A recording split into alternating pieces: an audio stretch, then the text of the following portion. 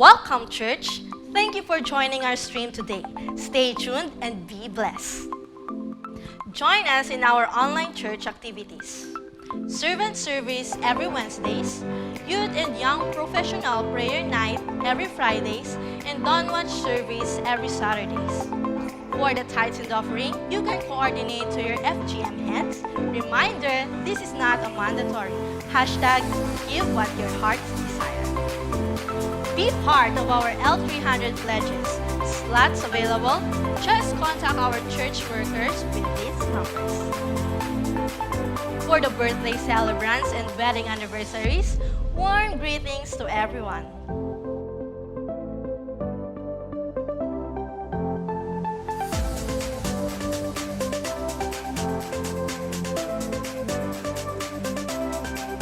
Enrollment na! Enrolled na ba ang inyong mga anak? The First Uniting Christian School is still open for the online and modular learning modality for the school year 2020-2021. Visit their Facebook page and watch these 2 videos for the preparation of our school for this school year. Choose the FUCS and become a certified youth mission. Sama-sama po natin ipanalangin ang ating mga kapatiran at lalong-lalo na ang ating bayan. Don't forget to like, follow, and share our Facebook page at the FUCME Official and subscribe to our YouTube channel at the FUCME. Worship is about to start. Prepare yourself and set aside all distractions. Online service starts now. God bless you.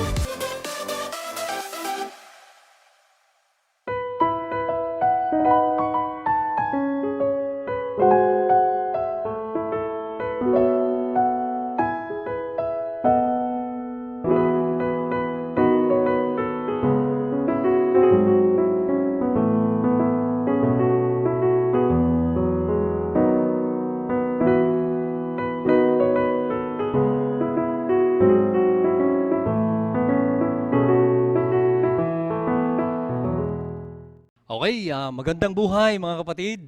At kumusta po kayo? Nawa, lagi tayong merong lakas sa atin pong pisikal na katawan at higit sa lahat sa atin pong spiritual na pamumuhay. Ano? At linggo na naman at nadatnan naman tayo ng biyaya ng Panginoon at wala po tayo sa banig ng karamdaman. Malaki po yung biyaya ng Panginoon. Amen? So ngayong araw na ito, bago po tayo magsimula ay ina-encourage ko po kayo na isang tabi ang mga bagay-bagay na makakahadlang ng ating pong pagpupuri sa Panginoon. At kung mangyayari po ay mamaya po pag nagsimula na po tayo ay iwasan na po natin ang hanggat maaari ay palakad-lakad kahit sa loob ng ating pong mga tahanan. Ano? Ilagay natin sa diwa ng pagpupuri at pagpapasalamat ang ating pong sarili. Okay, so bagi po yan ay inanyahan po kita kapatid na tayo pong lahat ay tumayo, ilagay ang ating presensya sa diwa ng Diyos. Tayo po'y manalangin. Ama naming Diyos na nasa langit, sa pangalan po ng aming pong Panginoong Jesucristo, sa malayang pagkilos ng iyong banal na Espiritu, kami po ay nagpapasalamat ngayong araw na ito Kinikilala namin, Panginoon, ang iyong pong kadakilaan at pag-iingat sa buhay na meron po kami. Nagpapalinis din po kami, Panginoon, sa iyong harapan. Nagpapakumbaba, tumihingi ng tawad. Patawarin niyo po kami sa lahat po ng aming mga pagkukulang upang sa araw na ito ay muli, Panginoon, maranasan namin ang ibayong kagalakan habang kami po ay umaawit at makikinig ng iyong salita. Pagpalain niyo po, O Diyos, ang bawat kabahagi ng gawaing ito. Gamitin niyo rin po, Panginoon, ang iyong mga lingkod na magdadala ng iyong salita. Kung ito po ay pagtuturo, pagtutuwid, hayaan niyo po, Panginoon, na ikaw ang maghayag sa bawat tengang makikinig ngayong araw na ito. Ang iyong pag-iingat, pagpapala, gabay patnubay ay patuloy niyo pong iparanas sa bawat pamilya na meron po kami. Maraming salamat po. Ito po ang aming panalangin na punong-puno ng pasasalamat sa pangalan ni Jesus. Amen. Let's continue to praise and give our worship sa ating Panginoon because we have been set free. We are going to rejoice in our homes. Kung nasa man tayong lugar ngayon, tayo ay sama-sama magpupuri at sasamba sa ating Panginoon.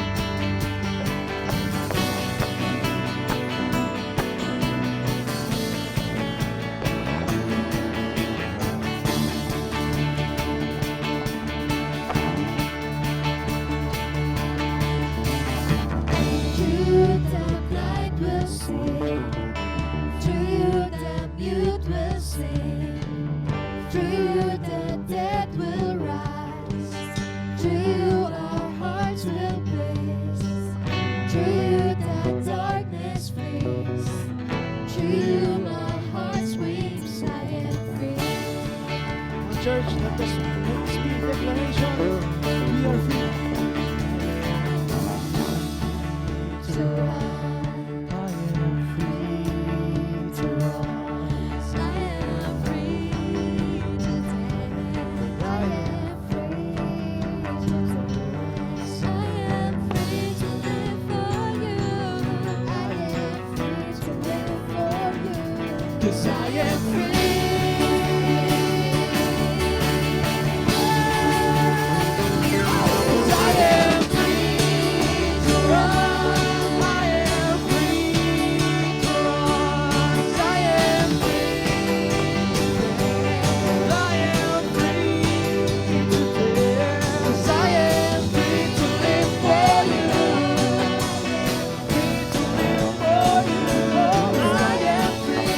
I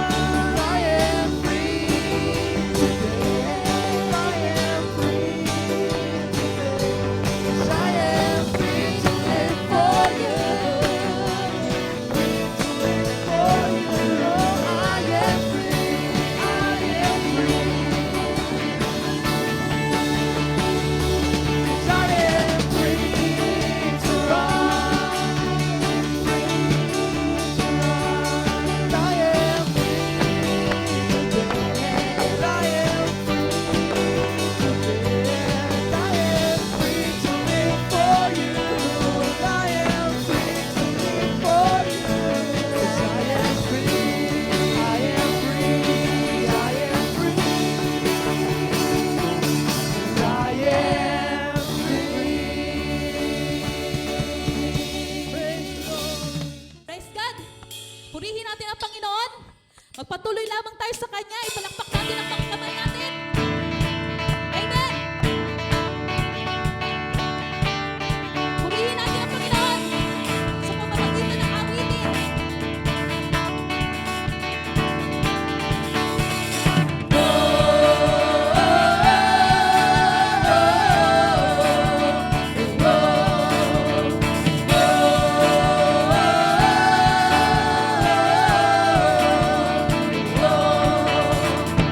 Open our eyes, Lord. We want to see you. Open our hearts, Lord. We want to know you. Open our ears, Lord. Open our ears, Lord. We need to hear you. Jesus, be revealed. Jesus, be revealed. Jesus, be revealed. God is here. God is here. God is here. God is here. He is able. We draw near to see Jesus face to face. God is here. God is here. God is here. He is faithful. We draw near to see Jesus. Oh, Jesus, be revealed. Hey.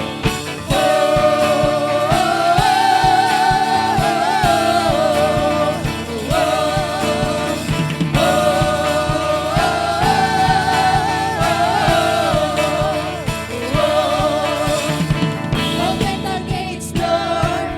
Reveal your glory. Open the nation. Open the nation. Establish your kingdom. Open the heavens. Open the heavens. Pour out your spirit. Jesus, be revealed. Hey, Jesus, be revealed. God is here. God is here. God is here. He is able. We draw near to see Jesus face to face. God is here. God is here. God is here. He is able. We draw near to see Jesus. Oh, Jesus, be revealed. God is here. God is here. God is here. He is able. We draw near to see Jesus face to face. God is here. God is here. God is here. He is able. We draw near to see Jesus. Oh, Jesus, be revealed.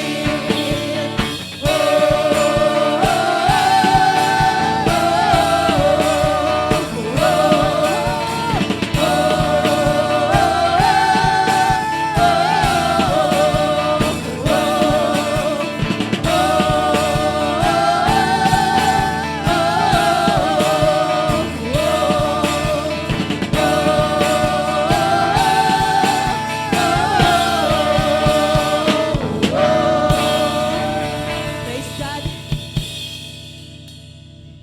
Marami tayong dahilan upang magpatuloy tayo sa ating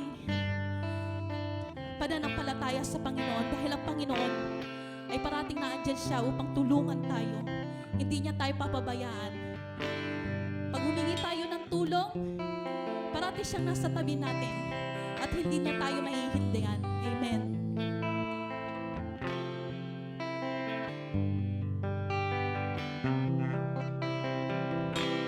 Bless the Lord of my soul, oh my soul. I worship His holy name. Sing like never before, oh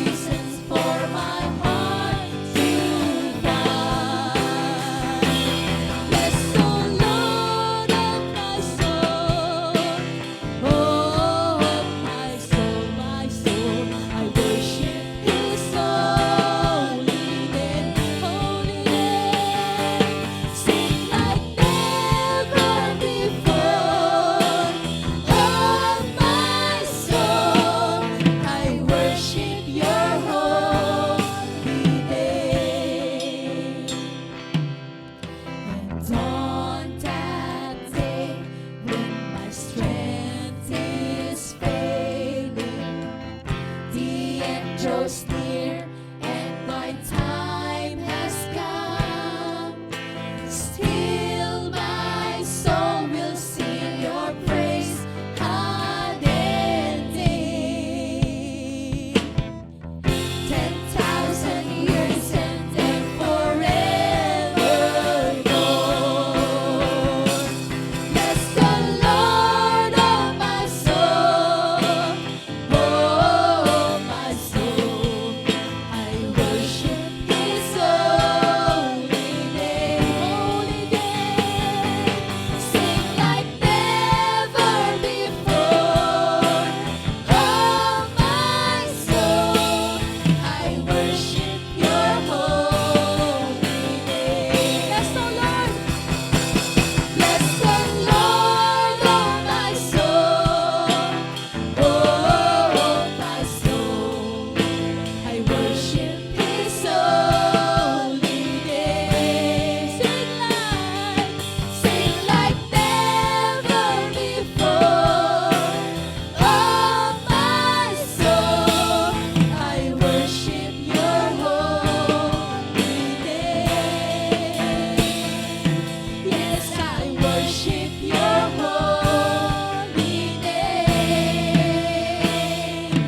Yes, I worship Your holy name. Patuloy po kaming magpupuri at magpapasalamat sa iyo sapagkat pinagkaloob mo ang iyong buhay sa krus para kami makalaya, Panginoon, sa bondage ng kasalanan. Maraming salamat po, Panginoon. Patuloy kang kumilos sa bawat pamilya na kaisa sa gawain ito. Hallelujah.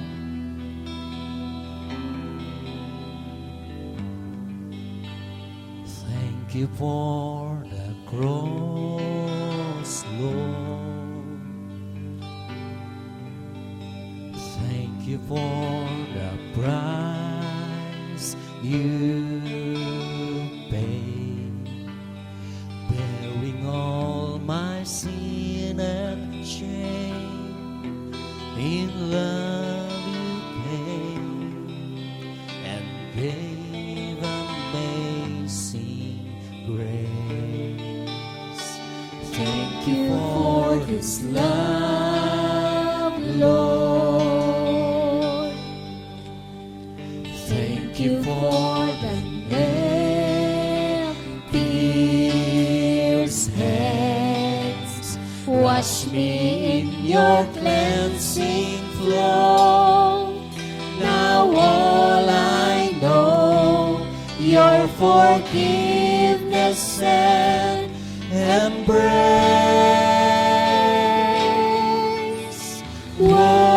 Worries the Lamb, seated on the throne. Crown you now with many crowns. You reign victorious,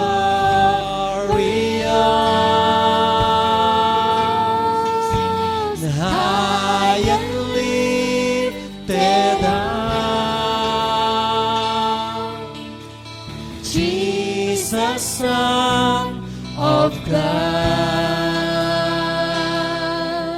the darling of heaven, crucified. Worthy is the Lamb. Worthy is the Lamb. Thank you for the cross, Lord. Thank you for the price you paid, bearing all my sin and shame. In love you came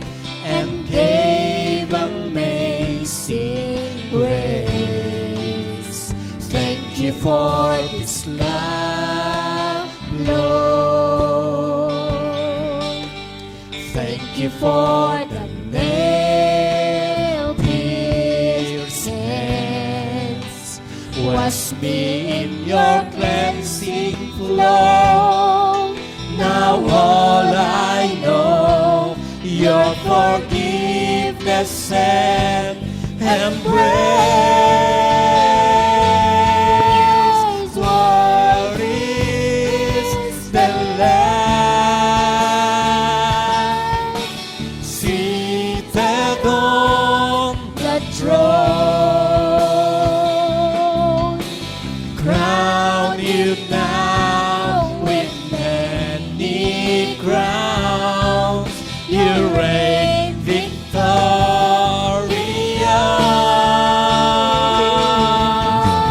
High and lifted up, Jesus, Son of God,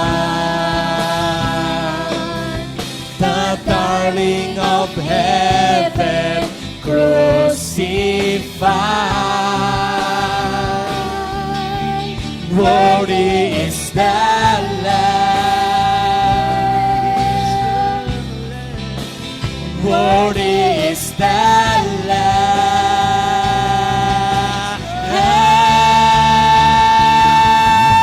Worthy is the Lamb seated on the throne. Crown you now with many crowns. You reign victorious.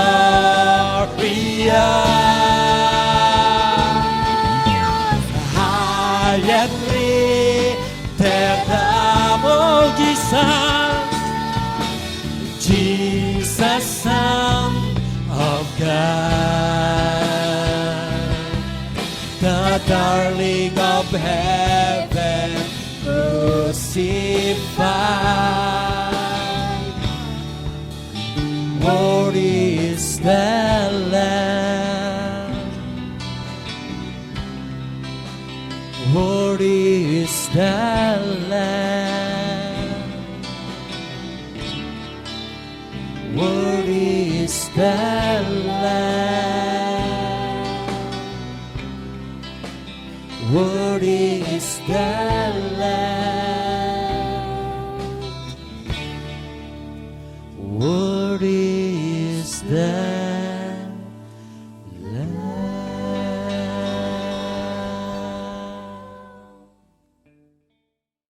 Okay, isang pagpalang araw na naman mga kapatid at nawa ay lagi tayong excited. Ano man ang nangyayari sa atin pong kapaligiran, dapat lagi yung buhay natin ay laging nasa presensya ng Panginoon. Okay? So, inanyayahan ko po kayo na ilagay natin yung atin pong sarili sa diwa po ng pakikipag-ugnayan sa Panginoon sa araw na ito sa pamamagitan ng atin pong masidhing pakikinig ng kanya pong mensahe. Alam ko po kanina pa lang sa atin pong pag-aawitan ay nailagay na natin yung atin pong emosyon sa diwa po ng pagpupuri at pagpapasalamat sa Panginoon. Ngayon naman ay ilagay natin yung ating sarili sa diwa ng pakikinig ng kanyang salita. Pero bago po yan, at inanyayahan ko po kayo na makibukas po kayo sa akin sa inyong mga Biblia sa aklat ng Psalm chapter 51 verses 1 to 10.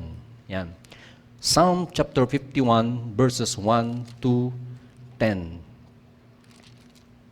or 12 rather, it says, "Have mercy on me, O God, because of your unfailing love. Because of your great compassion, blot out the stain of my sins. Wash me, clean my guilt, purify me from my sin. For I recognize my rebellion, it haunts me day and night. Against you and you alone have I sinned. I have done what is evil in your sight. You will be proved right in what you say, and your judgments against me is just.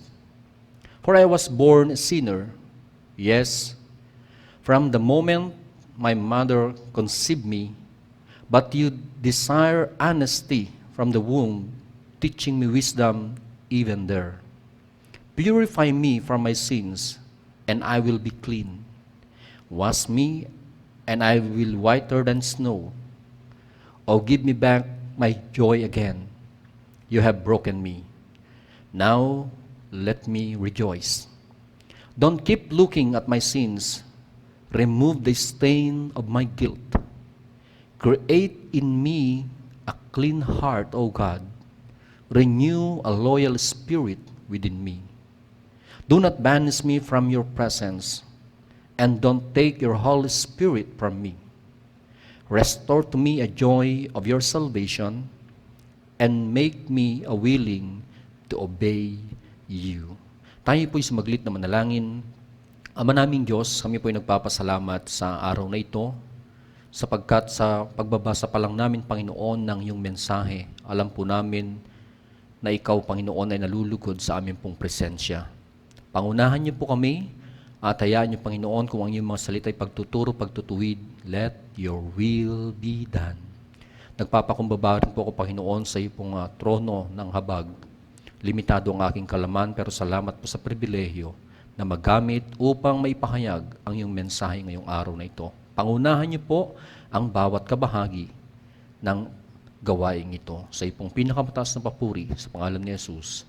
Amen. Okay, so muli ay magandang araw sa inyo mga kapatid, mga kabataan, magulang, at bawat miyembro ng pamilya na kabahagi ng gawaing ito, saan ka man dako naroroon, ikaw man ay nakaharap sa inyong gadget, sa inyong telebisyon, o kahit saan lugar nakabahagi ka ngayong araw na ito, ay ikaw ay aking pinagpapala na mula sa pangalan ng ating Panginoong Jesucristo. Okay, so balikan natin at ang ating binasa, yung passage of Psalm, balikan natin ang purpose o konting background kung bakit po nalimbag ang aklat ng Psalms. The purpose of the book of Psalm is to provide a poetry for the expressions of praise, worship, and confession to God. Ito po yung main purpose, okay? To provide poetry, mga kwento, for the expressions of praise, worship, and confession. Kanino? Sa Diyos. Okay? So, dito mga kapatid, yung ating pong binasa sa aklat po ng Psalm chapter 51 ay ito po yung kwento po ng paghingi po ng tawad ni David kay Yahweh. Pero balikan natin, sino ba si David? Okay? At the height of his power, King David, okay, committed a grievous sin. So, naging tanyag po siya. Nagsimula po ang katanyagan ni David nung napatay po niya, of course, ang isa sa mga great warrior of the Philistine, si Goliath. At dito po nagsimula yung kanya pong buhay na paunti-unti hanggang siya po ay naging hari. And despite of it, okay, King David, despite of he knows about God, about Yahweh, despite of it, ay nakagawa po siya ng karumal-dumal na pagkakasala sa harapan ni Yahweh. And because of that, he would suffer the consequences of it for the rest of his life. But by his actions, David had broken 4 of the 10 commandments. Yung ginawa pong aksyon ni David ng pagkakasala ay sinira po niya yung 4 na utos ng 10 commandments during the time of Moses. Number 1 is he had coveted o meron siyang pagnanasa doon kay Bathsheba. He had stolen, ninakaw niya ang asawa ng kanya pong warrior, isang sundalo. And of course, he had committed adultery and he had murdered. Inutusan po niya, sa pamamagitan niyang kanyang utos ay napatay po ang asawa po ni Bathsheba. Ilagay niyo po siya sa unhan para hindi na siya makabalik ng buhay. Okay? So David, a man with moral sense, especially a man who knows God, is going to feel troubled. And of course, David, during his kingship, he became obsessed with his sin. Okay, based on our passage na binasa natin, mga kapatid, is in Psalm 51, it records David's great outpouring of confessions.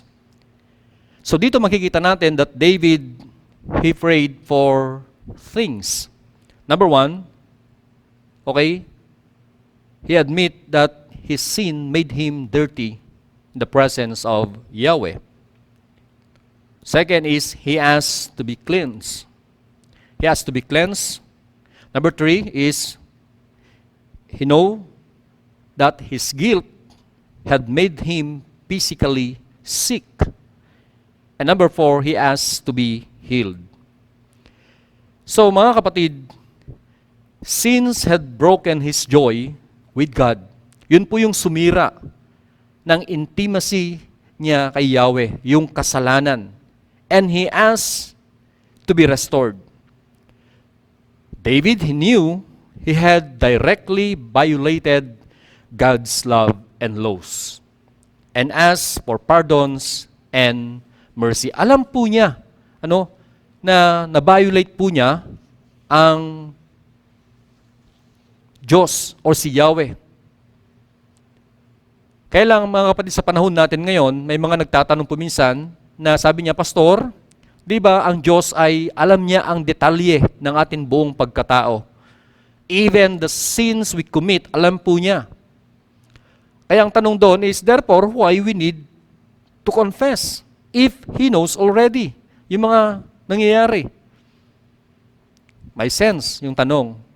Bakit nga ba kailangan pa? Para ba makinabang ang Diyos pag tayo ay humihingi ng tawad? Makikinabang ba siya sa atin? Kabataan, magulang, hindi po. We confess to God to remind ourselves, listen carefully, we confess to God to remind ourselves about the sins we commit that we tend to forget and ignore. Because confession is unlocking the chamber of guilt. Pag tayo po ay binabanggit natin sa Panginoon, humihingi tayo ng tawad sa Panginoon, ay yung buhay natin, higit sa lahat yung puso natin na punong-puno ng guilt, ay nabubuksan at kusa po yang lumalabas. So, ang isang tunay na Kristiyano, ang isang kabataan, ang isang magulang na nagsasabing meron ng Kristo sa puso, confession is ever and always be the pattern of our Christian life. Amen? So, dapat yun naman nangyayari sa atin. Confession is ever and always be the pattern of our Christian life. Confession to God contributes one of the many essential keys to spiritual growth. So mga kapatid, si David po, bagamat siya isang hari, makapangyarihan, dahil sa kanyang kasalanan, alam niyo po ang nangyari? He had been confronted by Prophet Nathan. May nag-confront po sa kanya. Mamaya madadaanan po natin. Ngayong araw na ito mga kapatid, kumusta po yung buhay natin? Ikaw bilang isang kabataan, bilang isang magulang, bilang isang nakikinig ng mensahe ngayong araw na ito. Are you stagnant in your faith? Para bang yung pananampalataya mo ay parang tubig na nakalagay sa baso, na parang ayaw gumalaw, natatakot. Higit sa lahat, sa panahon natin ngayon, lahat na ay nababalisa. Alam niyo po mga kapatid, sobrang pandaraya na po ang ginagawa sa atin ng mundo. Alam niyo po, nakakabalisa po kasi ang batay po sa rekomendasyon ng mga sangay ng kalusugan ay 6 na buwan daw po yung first wave, 6 na buwan yung second wave, at 6 na buwan ulit yung pangatlong wave. Kung meron tayong kaunawaan ng ating pananampalataya mula sa banal na Espiritu, ito po ay pandaraya ng kaaway. Bakit? Ano ang symbolizes ng 6? 6, 6. It's the symbol of devil's activity. Kaya nakakalungkot po.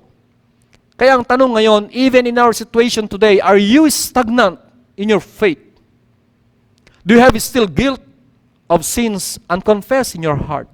Meron pa bang nakatago dyan sa puso mo? Kahit ikaw ay isang kabataan ngayon. Meron pa bang nakatago? Ikaw ay isang magulang. Meron pa bang nakatago sa iyong puso of unconfessed sin? Alam mo ba that there are consequences of covering sin? Okay?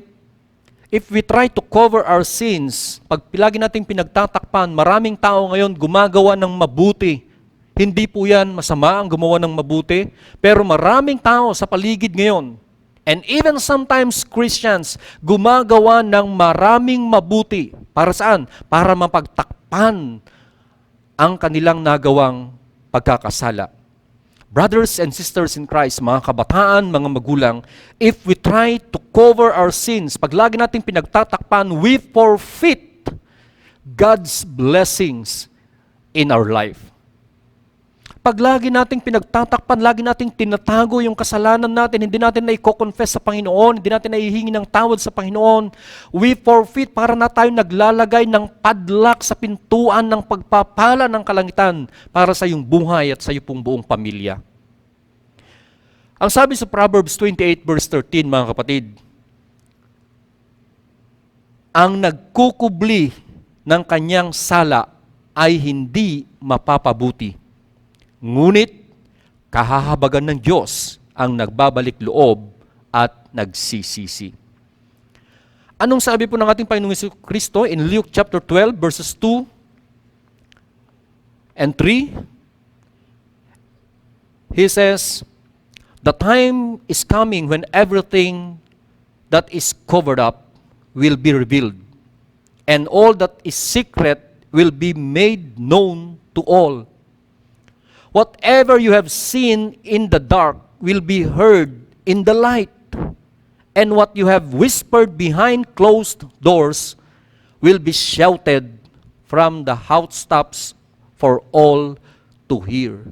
So, hindi natin maaring mapagtakpan mo man ngayon, pero maliwanag po ang sinabi ng ating Panginoong Kristo na lahat po yan ay mahahayag, maibubunyag, at hindi lamang po basta maihayag, pero sabi niya, will be shouted. Okay? So mga kapatid, a day is coming in which there will be absolutely no secrets. Ang lahat ng kasalanan, all sin is an offense to God. Kabataan, magulang, mga kapatid na kasama sa gawain ito, do you believe that you are born sinners? Naniniwala ka ba sa sarili mo na pinanganak kang makasalanan? Or pinanganak tayong makasalanan? Ano pong sagot natin? Ano daw ang sagot? Brothers and sisters in Christ, our natural inclination is to please ourselves rather than God. Uulitin ko ulit, our natural inclination is to please ourselves rather than God. Therefore, pinanganak po tayong makasalanan. Sabi nga, we are born dead in the presence of God. Every time we commit sin, we offend God. And sometimes, even in our times today, marami pong ako naririnig, kabataan man, magulang, some people or some believers today, kung makapanisi, wagas. Katulad po ng ginawa po ni Adan in Genesis chapter 3 verse 12, nung nasumpungan po sila ng Diyos, at nakita po sila ay alam na nila na sila po ay hubad, ay sinisi pa ni Adan ang Diyos at sinabi niya, binigyan mo kasi ako ng katuwang. Itong babaeng ito ang naging sanhi ng aking pong pagkasala. Mga kapatid, mga magulang. Okay? Ngayong araw na ito, based on the passage, i-ready mo yung sarili mo, pag-usapan natin. Okay, handa ka na ba? Yan. Pag-usapan natin, way of blessedness, life. Daan ng masaganang pamumuhay. Of course, yung makakristyanong pamumuhay. Based on the passage na binasa natin. Kasi alam natin, si David po, si King David po ay isang hari. Bagamat siya ay hari, nakagawa ng karumal-dumal na pagkakasala sa harapan ni Yahweh. Ngunit, dahil sa isang tao, okay, kinonfront po siya, ay nagkaroon po siya ng kalinawan. Kaya ngayong araw na ito, pag-aralan natin ang daan ng masaganang pamumuhay. Okay? Way of blessedness life, based on the passage of Psalm chapter 51. Number 1 is acknowledge of being a sinner. In verse 1 and 2, dito makikita natin mga kapatid, in verse 1 and 2 and in verse 5, ano pong binanggit doon ni David? Ang sabi po niya dito, have mercy on me, O God. Bakit po niya kaya hinayag? Na sabi niya, mahabag po kayo sa akin, O Diyos. Okay, have mercy on me, O God, because of your unfailing love, because of your great compassion, blot out the stain of my sin. Wash me from my guilt. Purify my sin. In verse 5 it says, ang sabi po niya doon, for I was born a sinner. Yes, from the moment my mother conceived me. So, dito mga kapatid, David acknowledged unang-una na siya ay makasalanan sa harapan ni Yahweh. Not only to acknowledge na tayo ay makasalanan, we must confess to God. But anyway, what is confession to God? Confession to God means accepting that we are sinners and we need to be cleansed. Ang confession po sa Panginoon ay ina-accept natin sa sarili natin na tayo makasalanan at kailangan natin ng paglilinis. Mga kapatid, mga magulang, the first step to enjoy a Christian life is confession. Okay? Hirap kayang mamuhay sa mundong ito na parang laging may surot sa katawan. Di ba? Okay? So, God will judge all sin that has been covered up. Pag lagi natin pinagtatakpan yung atin pong mga kasalanan, mga kapatid, all sin that is hidden, yung mga nakatago, will be revealed. Pero ito po maganda. Okay? But the sin that has been exposed in this life and cleansed by the blood of Jesus Christ need never be exposed again. Yun po yung maganda. Pag inihayag natin lahat sa Panginoon ang atin pong mga kasalanan, lahat ng nakatago sa kailaliman ng atin pong damdamin, pag inihayag natin sa Panginoon the sin that has been exposed in this life, ngayong araw na ito, mamaya pagkatapos natin, and cleansed by the blood of Jesus Christ, need never be exposed again. Katulad po ni David, we must ask God to cleanse us from within our hearts and spirit with new thoughts and desire. Pwede yung nagsasabi sa akin, Pastor, mabuti naman akong tao. Kapatid, no matter how good you are, if your heart attitude is not right, you can never please God. You can never please God by outward actions. Kaya, lagi nating tignan yung laman ng puso natin. Lagi nating ipagsuri po yan sa Panginoon. Kaya lagi yung sinasabi, actually maraming pong way of a blessedness life, pero itong aking pong binabanggit ngayon ay patungkol po sa paghingi ng tawad sa Panginoon. Okay? So, through the power of the Holy Spirit, na meron ka kapatid, dapat lagi mong nararamdaman yung conviction. Nung nakarang linggo po ay tinalakay ko po doon between the conviction and condemnation. Alam niyo po, pag lagi po tayong nako-condemn, yan po ay panukala po yan ng kaaway ni Satan. Pero pag meron kang conviction sa iyong puso, every time you commit mistake, every time you commit sins, sa harapan ng Diyos at nako-convict ka, meron kang conviction, that's the power of the Holy Spirit that works in your life. So dapat ganun yung pattern natin. I always ask God to create a pure heart and spirit within you.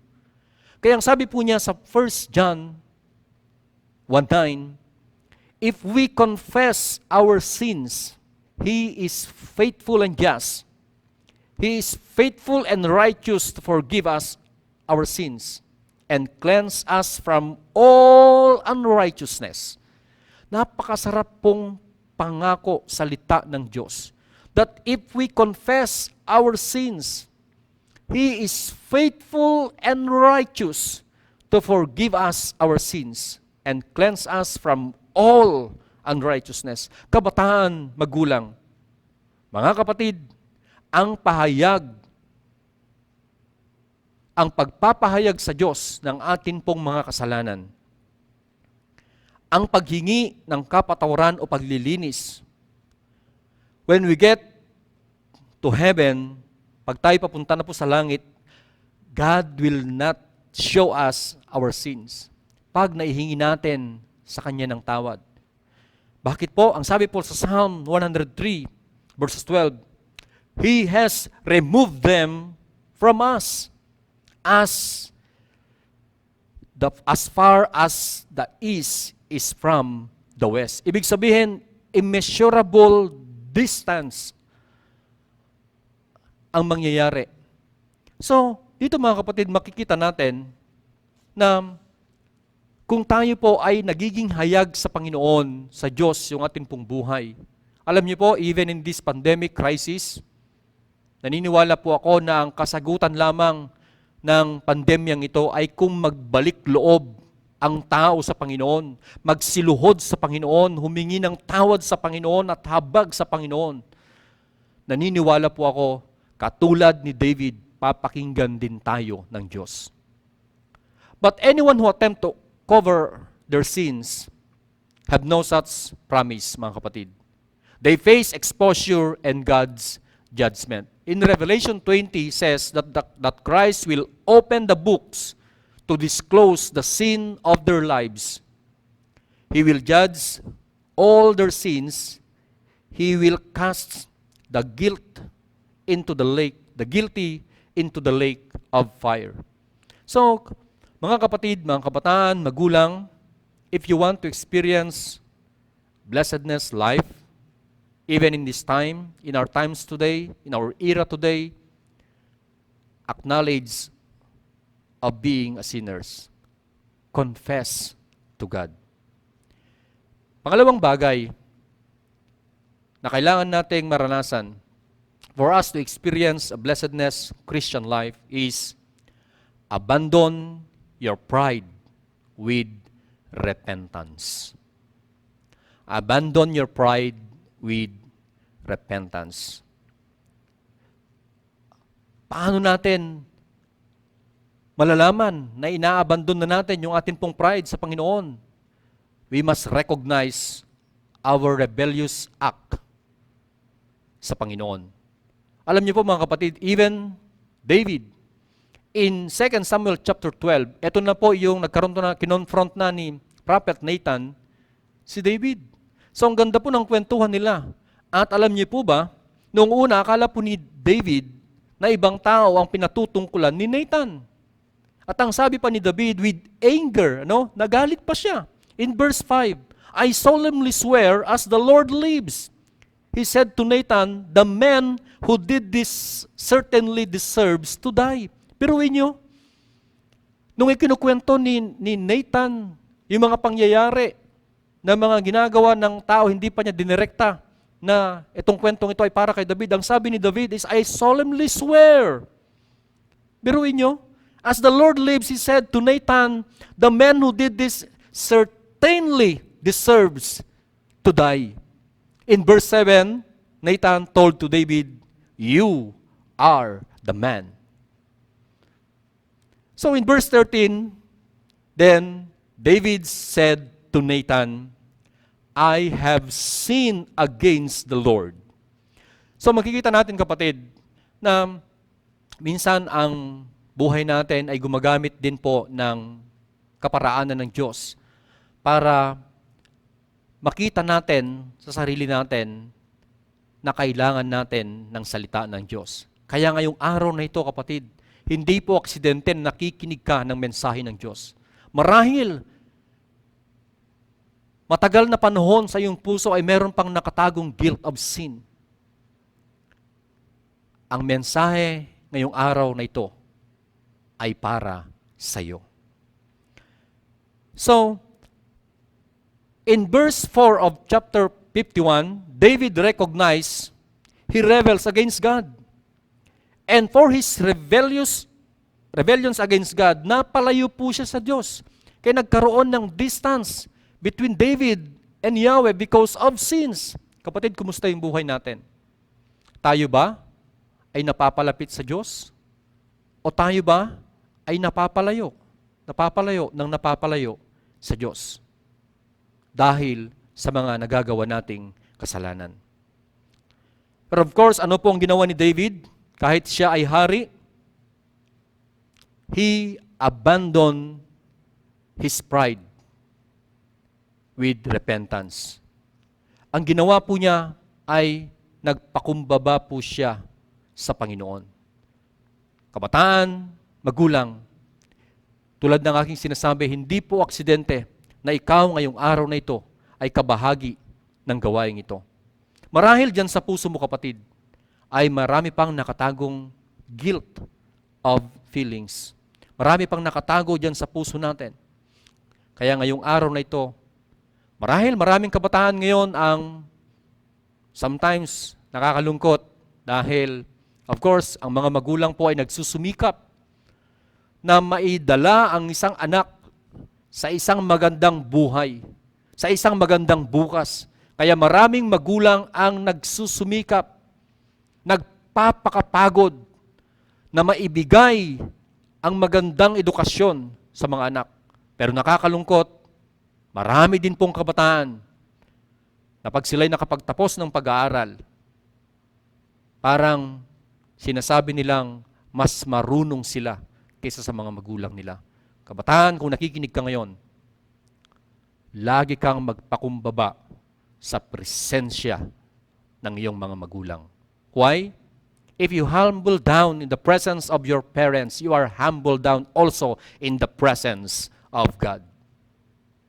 Tandaan mo, kapatid, wala ka sa lugar mo ngayon kung hindi dahil sa iyong magulang, kung hindi dahil sa habag ng Diyos sa iyong mga magulang. Kaya ngayong araw na ito, katulad ni David, marahil, sabi ko nga, ikaw ay nakapagtapos sa isang marangal na institusyon. Kung ikaw ay isang magulang, kung ikaw ay marami pang pride sa buhay natin. Ang alam ko po, ang pride ay nasa manok lamang. So, hanggat maaari ay tanggalin po natin yan sa atin po mga puso. Okay, kaya mga kabataan, mga magulang, right conduct come only from a clean heart and spirit. At mangyayari lang po yan, okay, when we recognize our rebellions against God and abandon our pride, kneel down, confess to God, followed by true repentance. Sa Kawikaan 16, verse 18, ganito po ang sinasabi, ang kapalaluay humahantong sa pagkawasak. Ang pagmamataas na isipan ay ibabagsak. Therefore, mga kapatid, mga kabataan, mga magulang, bawat kabahagi ng gawain ito, pride goes before destruction. The story ng mag-asawang Ananias and Sapphira, nung sila po ay nagkaroon ng pagbabahagi sa gawain ng Panginoon at yung word na hindi sila naging tapat sa pagbibigay sa gawain ng Panginoon, iyon po ay pride. Kasi ayaw po nilang ipaalam na sila po ay nagbawas ng kanilang pinagbentahan at ibigay sa gawain ng Panginoon. Ano pong nangyari? Sila po ay napahamak. Hindi lamang napahamak, kundi nalagutan po sila ng hininga. In Proverbs 15, verse 12, verse 15, it says, stupid people always think they are right. Wise people listen to advise. Ulitin ko po ulit, ang sabi ng mensahe ng Panginoon in Proverbs 12 verse 15, stupid people always think they are right. Wise people listen to advice. Kaya ngayong araw na ito, mga kapatid, mga kabataan, mga magulang, God wants us to be close to Him.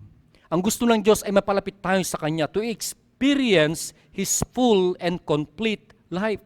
Kaya ang sabi sa Zechariah 1 verse 3, it says, return to me and I will return to you, says the Lord of heaven armies. Lumapit tayo sa Diyos at siya ay lalapit, manunumbalik yung atin pong relasyon sa Panginoon.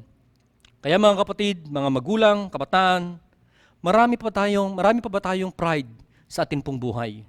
Hanggat maaari mga kapatid, katulad po ni David, nagpakumbaba po siya sa Panginoon at isinuko niya.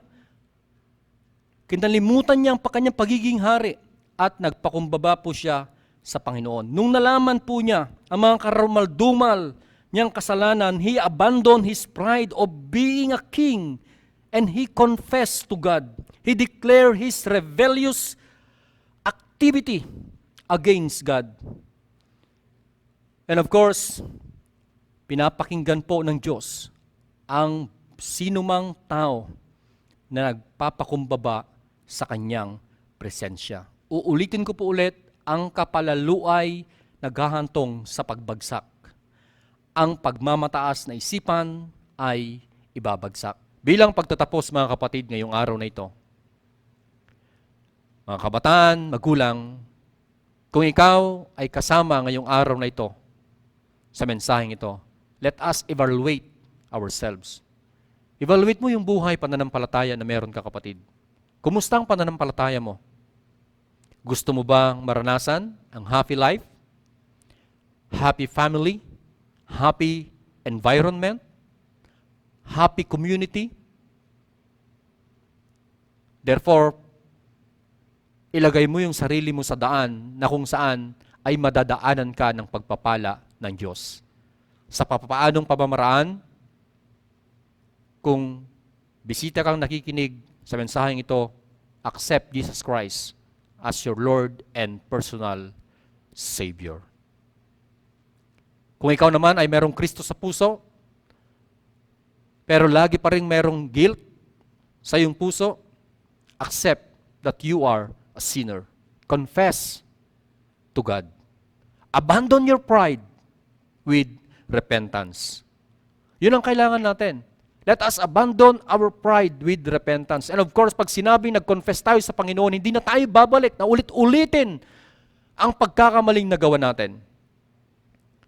Let your prayer be like prayer of David. In Psalm 51 verse 10 it says, create in me a clean heart, O God. Renew a loyal spirit within me. Kabataan, magulang, inaanyayahan ko po kayo, tayo pong lahat ay tumayo, at ating suriin ang ating sarili. May mga nakatago pa ba tayong mga kasalanan na hindi pa lubusang nahahayag sa Panginoon? Kapatid, ngayong araw na ito, hindi po aksidente na napakinggan mo ang mensahe ng Diyos. God wants to hear your voice of confessions today.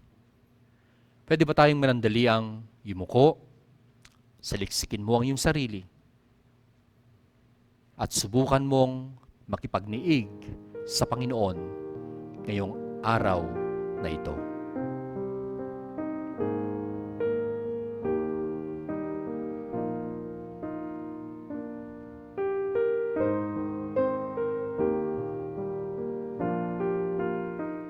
Tayo po'y manalangin.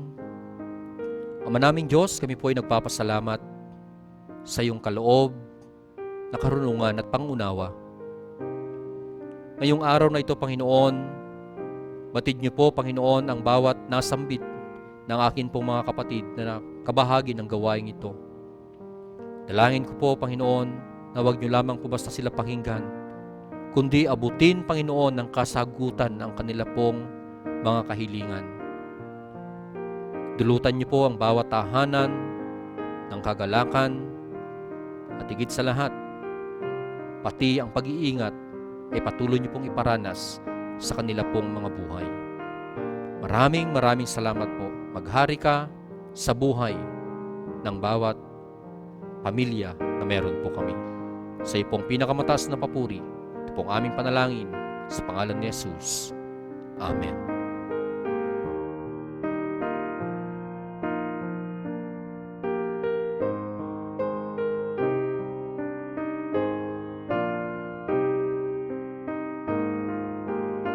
Okay, bago po tayo magtapos ngayong araw na ito, ay sana po ay lagi pa rin nating ilagay sa diwa po ng pag-iingat ang ating pong buong pamilya, at ini-encourage ko po ang mga kabataan na manatili po tayo sa loob po ng ating mga tahanan, mga kapatid, bilang pagbibigay naman po ng proteksyon sa ating pong mga mahal sa buhay. Okay? So, isama din natin lagi sa panalangin na magkaroon po ng spiritual revival. Even in this pandemic crisis, ay magkaroon ng spiritual revival ang bawat may buhay sa mundong ito.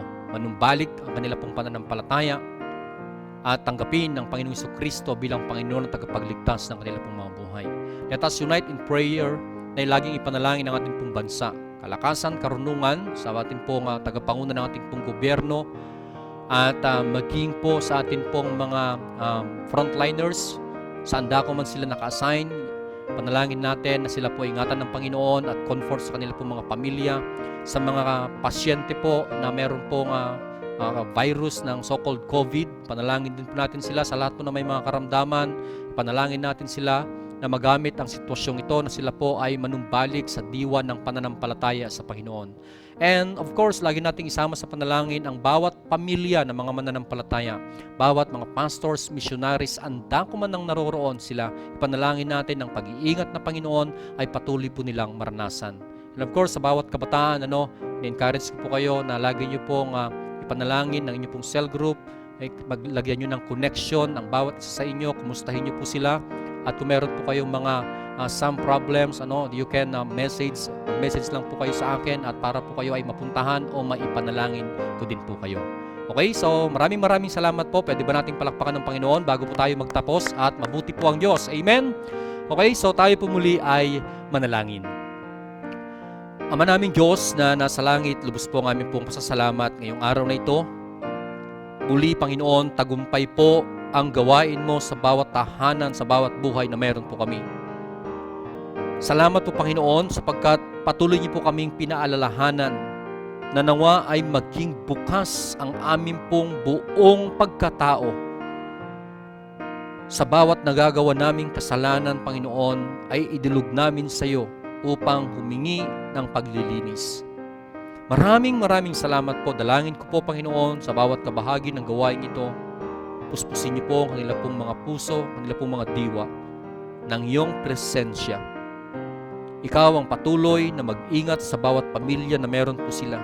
Kung meron pong bahagi ng kanilang mga mahal sa buhay ang nagtatrabaho, Panginoon, sa mga kumpanya, dalangin ko po ang iyong ibayong proteksyon sa pamamagitan ng iyong banal na Espiritu, ang patuloy niyo pong iparanas sa kanila.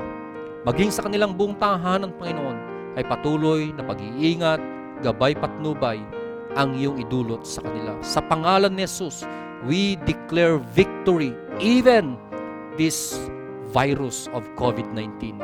In the name of Jesus, Lord, we declare, Lord God, na ikaw ang patuloy na nagbibigay ng kalakasan sa bawat buhay na meron po kami. And in the name of Jesus and by the power of the Holy Spirit, we declare blessings of wealth na maranasan ng bawat tahanan. Maraming salamat po. Sa Kanya na makapag-iingat sa inyo upang hindi kayo magkasala at makakapagharap sa inyo ng walang kapintasan at may malaking kagalakan sa Kanyang kaluwalhatian, sa isang Diyos na ating tagapagligtas, sa pamamagitan ni Jesucristo na Panginoon natin, sa Kanyang kaluwalhatian, kadakilaan, kapamahalaan at kapangyarihan mula pa noong una, ngayon at magpakailanman. Amen. Okay, maraming salamat po sa inyong mga buhay. Stay safe, stay home, be prayerful, meditate the book of instructions. Thank you, God bless, and I love you.